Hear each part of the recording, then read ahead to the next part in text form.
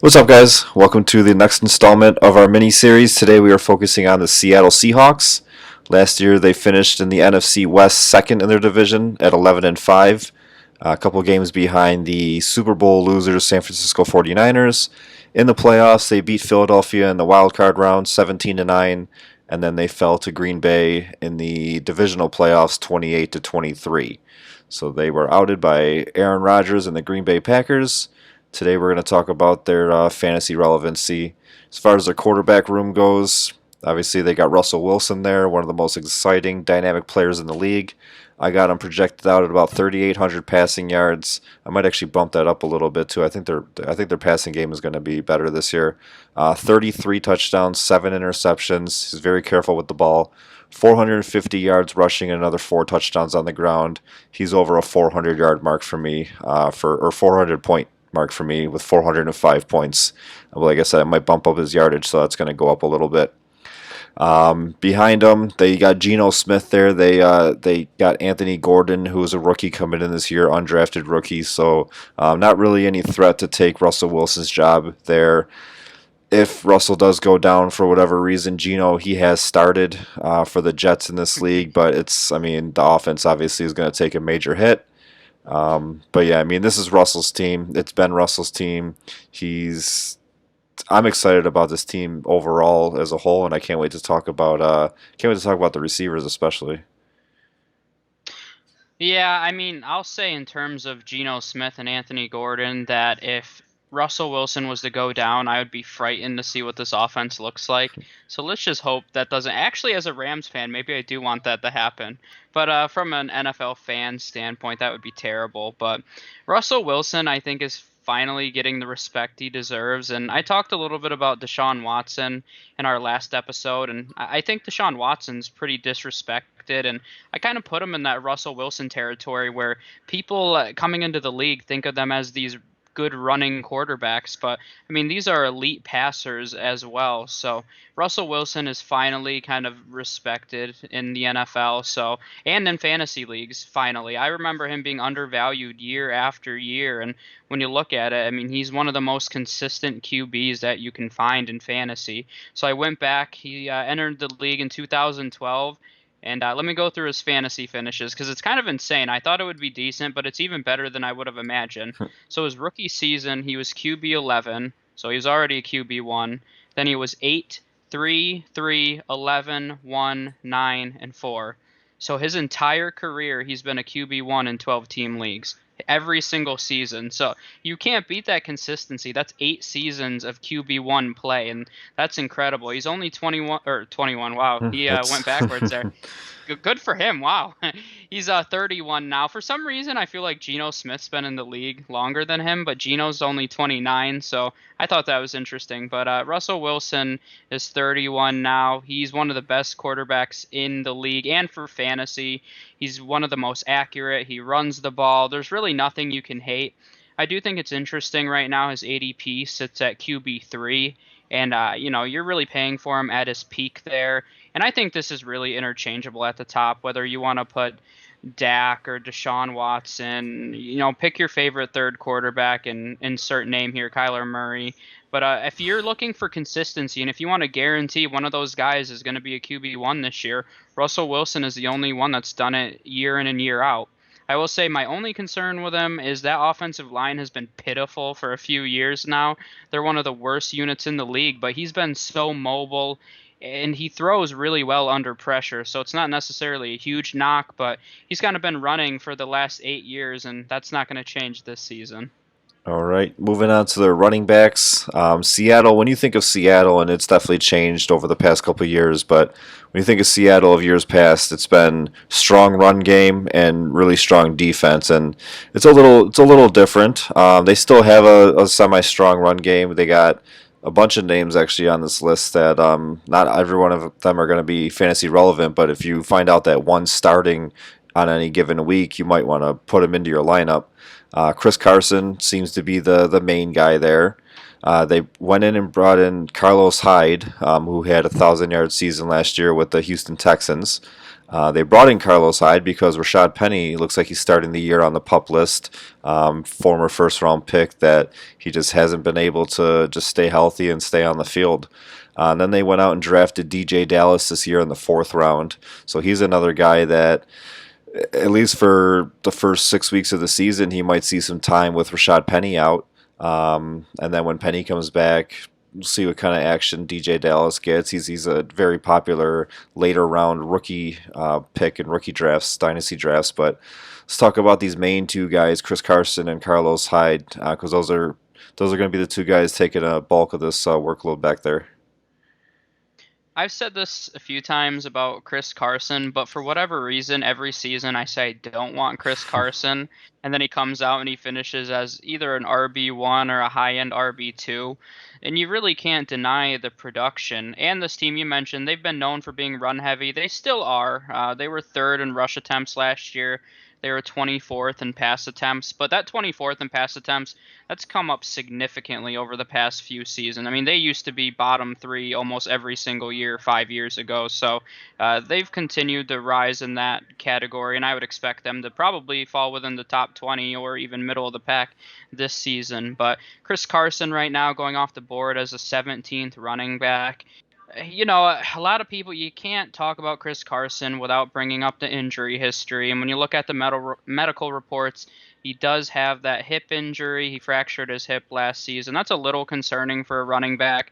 We've seen hip injuries really derail running backs' careers, so we'll see how he recovers from that. But even more so, I think I'm a little concerned about Carlos Hyde because if there's one thing Chris Carson has always had, it's those goal line touches. And very consistently, he scored a very solid number of touchdowns, I'll say. And Carlos Hyde is 230 pounds. He's a big boy, and he's going to get some goal line work. And they probably learned from Marshawn Lynch that you run the ball. So I would expect Carlos Hyde to take some touches at the goal line. And I know Rashad Penny's probably going to start off on the pup list, but I like Rashad Penny still. And even though he hasn't been able to stay on the field, he's one of those guys, he's explosive. Every time he touches the ball in his limited number of games played in his career, he looks really good, and he looks like a starting caliber running back in this league. And he's more explosive, and he's a different kind of back than Hyde or Chris Carson. So I do think he'll have a role when he is healthy, but I'm not really drafting Hyde or Penny because I don't trust their volume. And DJ Dallas, who you also mentioned, I would definitely take a stab at him in dynasty leagues. I've seen him rise up. He was barely being drafted in a lot of rookie drafts, and I saw him go as high as the late second in a few. I'd probably be more comfortable in the 3rd round of rookie drafts. But I like him for dynasty because there's a lot of question marks at the top of this depth chart. Even if Chris Carson has a dominating season this year, realistically, he's not going to have another 5 years of dominance. So, I think we're starting to see the end of Chris Carson here with his injuries. Carlos Hyde is going to be 30 by the time the season starts, or he turns 30 during the season. So once again, usually running backs aren't hitting their peak at 30, so he's probably not a long-term answer either. Rashad Penny, who knows? He's had tons of injuries, hasn't stayed on the field. So you could see in a year or two from now DJ Dallas taking over this backfield. So he's a really intriguing stash to me. And I guess this backfield has a lot of question marks to me. For me, if you're trusting Chris Carson as your RB2, he could provide RB2 value, but I think you're taking a chance there, especially with all these other names in the backfield. What do you think about, and we don't normally do anything like this, but it just came to my head right now. So, what do you think Oh boy. about what do you think about going into next year's draft and saying like Travis Etienne falls into the mid to late 20s and Seattle's there, they pick him? Yeah, I mean, I've talked about Travis Etienne. Well, I haven't talked about him in depth, but I've brought up his name. I've loved him since the first time I saw him at Clemson. I remember watching him a few years ago, and I said, "Who is that guy?" I think he was only a freshman, but I've really liked him ever since he's been in Clemson. So I think he's going to be a top end, top five running back in this league. So for the Seahawks, they're one of those teams where I think it would maybe make sense. It depends who else is on the board for them. But I mentioned it, this offensive line is terrible. And I think that's still something that they need to address long term. So I don't think running backs are number one need, but I think ETN's the kind of guy that can change your backfield for years to come. So if he fell to the right spot, I think that would be smart on their part. All right, and then yeah, I mean you already mentioned the offensive line a couple times. What are they ranked at? So last season they finished ranked 27th according to Pro Football Focus. Heading into this season they have them 28th, so right around the same spot. Dwayne Brown's the big name there at left tackle. He ranked 13th among all tackles last season, so top end. But everybody else graded very much below the average at their position. A lot of them anywhere from 30 to 47 at their position for the season. So this is a line that was, I mean, I've mentioned terrible a few times, but they really were. So in order for them to make a jump, they'd have to rely on some of their younger guys to really make drastic improvements. Yeah, they didn't have a second round pick. With their first round pick, they went defense, but with their third round pick, they went on the offensive line. So they did try to address it a little bit. We'll see what happens with Damian Lewis there if he finds his way into the starting role on that team. Moving into the wide receivers, it's an exciting group. I mean, you got your top two guys. I mean, outside of those two, it's really not exciting. So I guess it's not that exciting, but they have it's two very exciting guys between Tyler Lockett and DK Metcalf. They bring in Philip Dorsett. They got David Moore, who's been okay. He hasn't. I mean, he really hasn't turned any heads. But out in Seattle, if you're a Seattle fan and you're watching their games, you know who this guy is. He's been on the field a little bit for them. They've been talking about bringing back Josh Gordon. They've been talking about bringing in Antonio Brown. So, I mean, between now and when the season starts, might we see another name or two on that roster? Antonio Brown obviously would have to serve an 8-game suspension. Josh Gordon is probably looking at suspension too, but if they bring these guys in, have them serve their suspensions by the mid-season point, looking to make a run for the potentially a Super Bowl, they could have these guys on the roster. But for now, it's Metcalf and Lockett. I really love Metcalf. He's one of my favorite receivers. Why is that? It's because he's good at football. I wanted Buffalo to grab him in the first round last year with our pick that we had. Obviously, he fell to the second round, last pick of the second round, and Seattle I think got a steal there. Lockett has been very good. He was a nice number two when they had Baldwin there, and now he kind of moved into the number one role. He's always a sneaky play in your fantasy drafts, and just getting him, he kind of goes under the radar too, because like he's the number one on his team. But again, when you think of Seattle, you think of running the football in a strong defense. So you don't think about their wide receivers. DK Metcalf's name might pop up in there, and you might grab him because you know who it is. But Tyler Lockett, he just kind of goes under the radar. But he's actually a really good receiver. Russell Wilson likes him. I think he's going to have an even better year this year. And along with DK Metcalf progressing, I think that this is a nice 1-2 punch. One of the top 10 1-2 punches I would say in the league. Yeah, they're definitely up there. DK Metcalf to me is very interesting. I've never heard still to this day, and I'm sure it's out there somewhere, but I'm not sure why he slipped that far. I remember seeing a lot of mocks. I don't know if you've heard this, but I saw a lot of mocks last year where he was supposed to be a first round pick, and he fell much further than people thought. Have you ever read anything as to why he fell? I think they just a lot of it was because of just he only runs like a limited route tree. I mean, he's a big physical specimen. I mean, you see in the pictures, he walked into Pete Carroll's office shirtless, and I mean, but he definitely shown that he's not just a one trick pony. In the playoffs last year, he was excellent. But yeah, I mean, I don't know, like. Even if he was just a one trick pony, you could learn routes. You could definitely learn routes. You could if you got the right coaches. So just you take a chance on a guy like this, and obviously it worked out for Seattle so far. Yeah, I think it's interesting, according to the site that I use, his comparison in terms of his metrics is Andre Johnson, and I think that's actually a really nice and intriguing. If he can become Andre Johnson, that would be a fantastic career. I'll talk about his fantasy relevance a little bit because I mean I guess I'm going to say I'm a little concerned because he's being hyped through the roof right now. I mean I've seen him slip into the top 15 wide receivers drafted. And I mean call me crazy, I guess I'm not that confident in him yet, and it's not his ability. I don't know if I've seen enough of that yet. And I'll take him. His overall ADP right now is 21st, so more of a back end wide receiver, too. I think that's much more fair for him. And that is assuming that this offense is going to be more pass heavy. When you look at his rookie season last year, it was very solid. He had 900 yards, 6 touchdowns.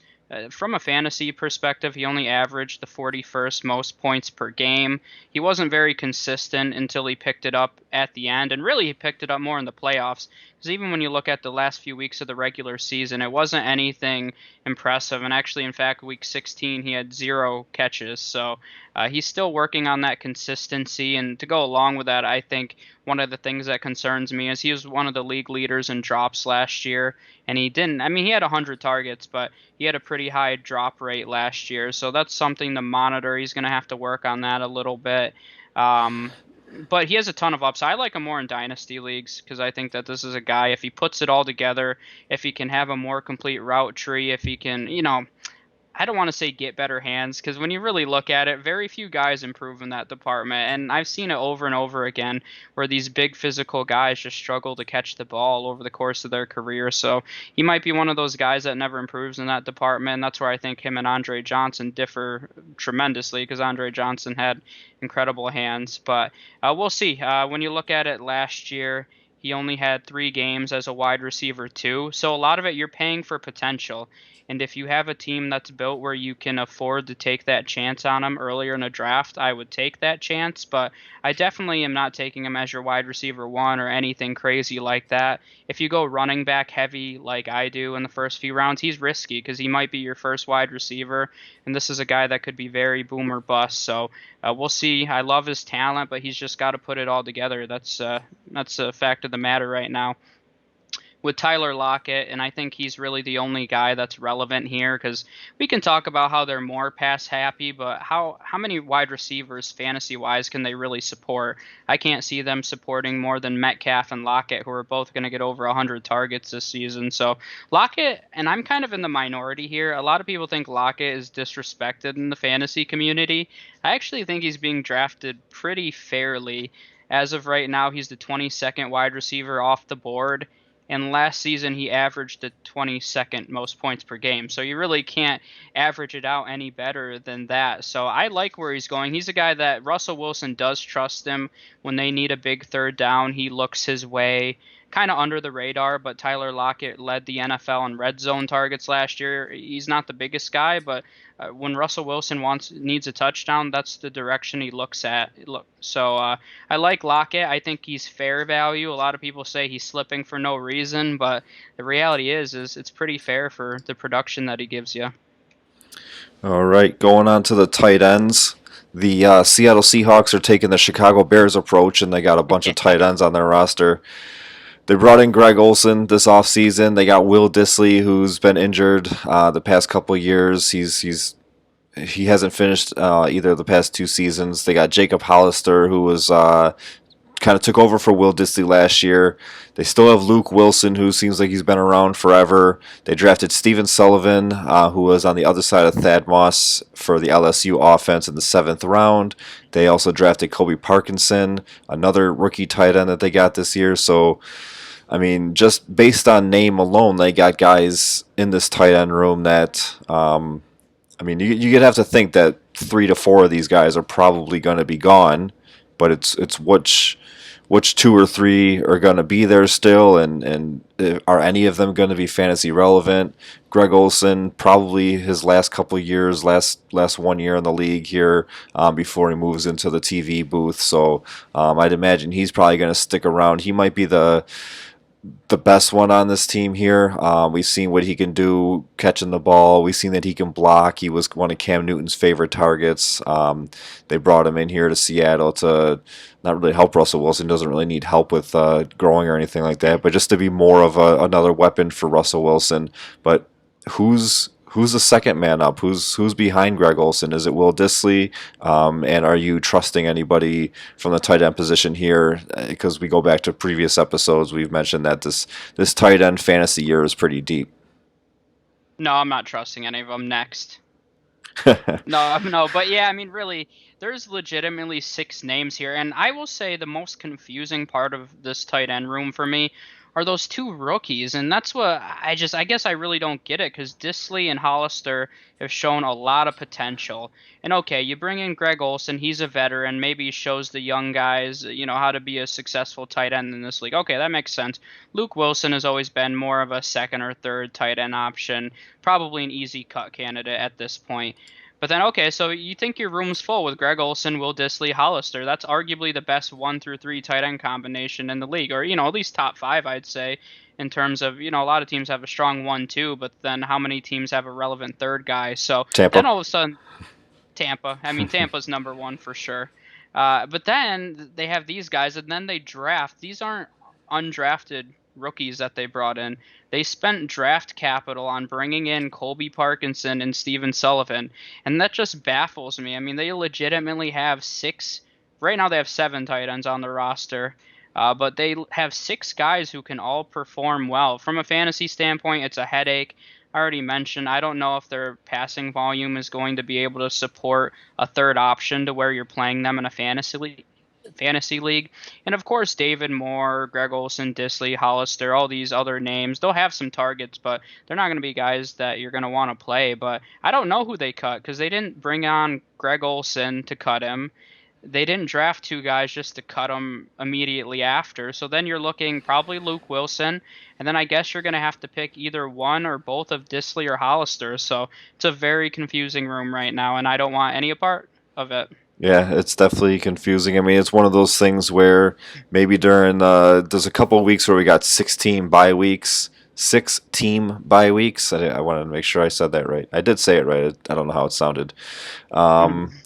That if you're looking and Seattle has maybe Greg Olsen is on waivers, maybe you could pick him up, but you're not starting one of these guys for your whole season.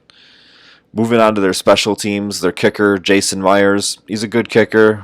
They play up in the Northwest. Obviously, Seattle is known for all the rain that they get. It's an open-air stadium. They obviously have games in San Francisco, which is warmer weather, Arizona, which is warmer weather / dome, and now the new LA Rams stadium is going to be a dome. So their divisional games are in decent weather, but it's the Seattle games that might have some pretty bad weather up there, but Jason Myers has been good. I don't know where I would put him. I'd probably put him right outside the top 12, not really as a K1 if you want to call it. Probably not going to be drafting him in any leagues. Yeah, if you're in one of those very popular 2 kicker leagues, I think he's a high-end kicker too. A K2. Yeah, for sure. He last season, funny enough, was the 13th kicker in terms of scoring, so he's right on the border there, and you kind of hit on all the points already. Very solid offense.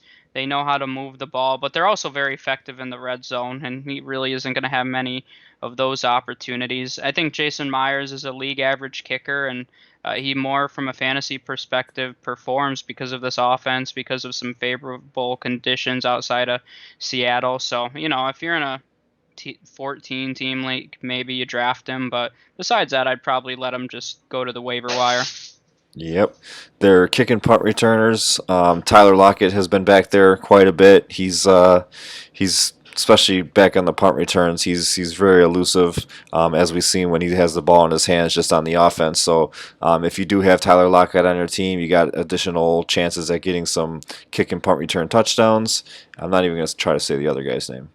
Oh, yeah, I was going to ask you, can you tell me by any chance who their backup punt returner is? I'm just curious. If you want to know who it is, just Google the 2019 Seattle Seahawks draft and look in the 4th round.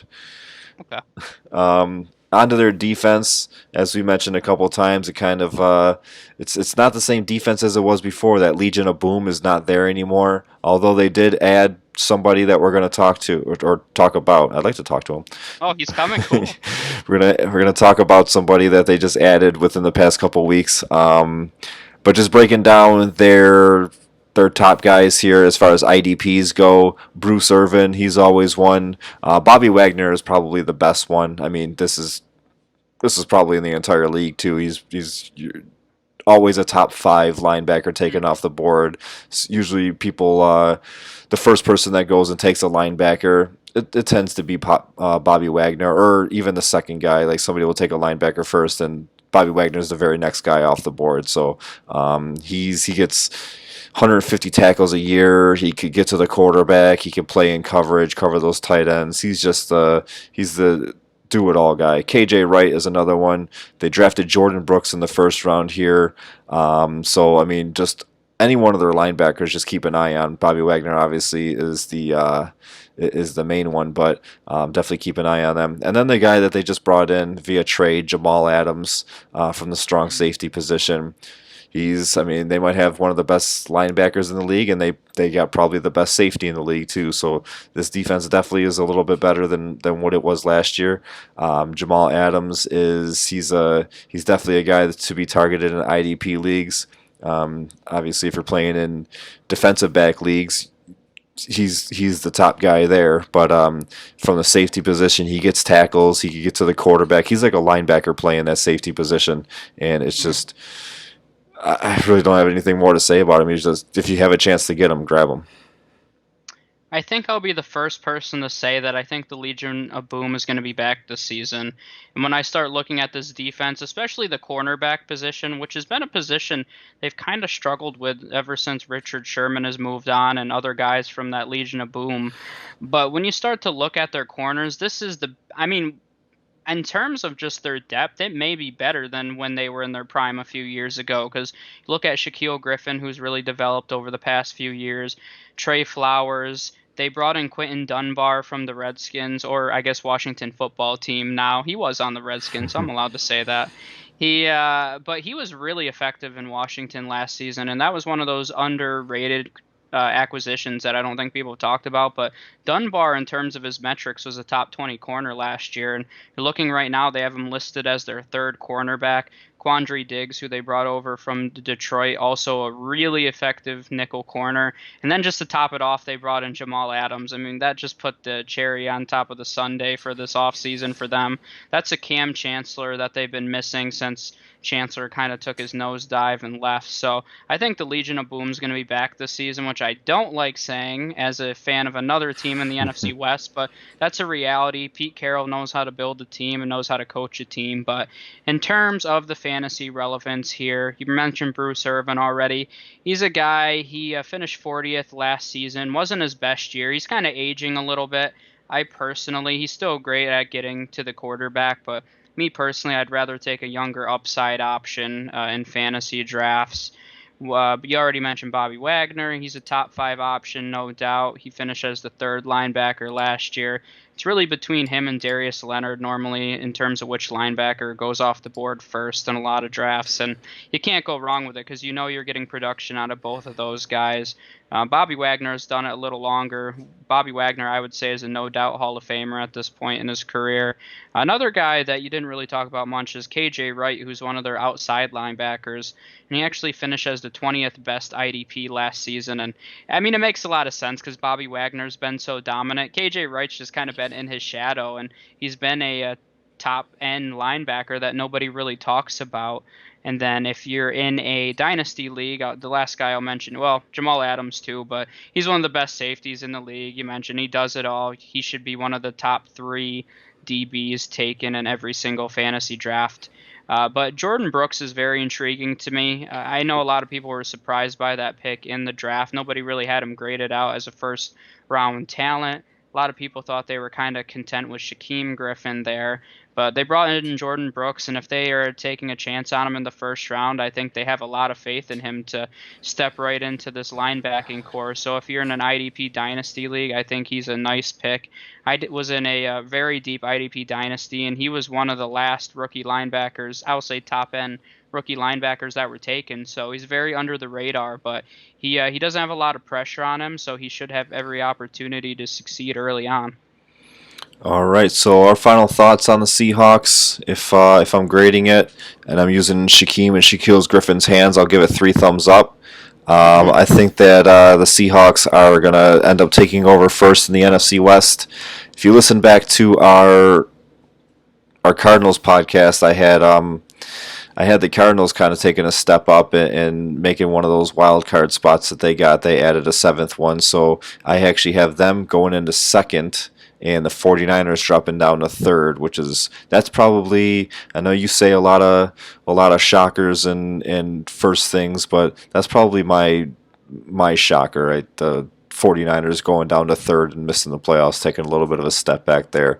Um, but I got the Seahawks. I could see them at like 11-5, 12-4. It's going to be a tough division. I mean, even the Rams being what would be fourth in the division for me, they could finish at 8-8, 7-9. So just overall, it's a really tough division. They're a fun division to watch. Nice hard nosed football. These teams hate each other. I mean, even when the Cardinals were doing terrible and the Seahawks were the better team in the division, those two games were always close. Like the Cardinals would get the better of the Seahawks. So you can never count any of these guys out when they're against each other. But yeah, I got the Seahawks winning this division.